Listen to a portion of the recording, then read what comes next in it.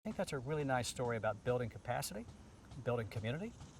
It's not just about the things we say and what we do, it's actually the real construction, the physical material of building things in that community that make a real connection.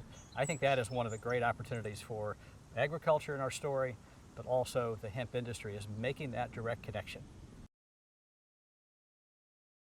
Since our survey work, growing mediums are popular in a variety of agricultural and horticultural applications.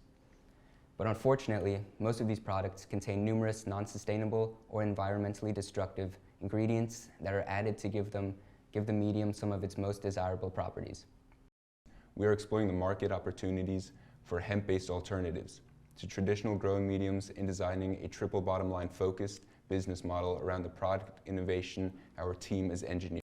What I'm doing in the lab is key to identifying the hemp-based materials specification, ensuring supply chain manufacturers are able to efficiently scale their production lines.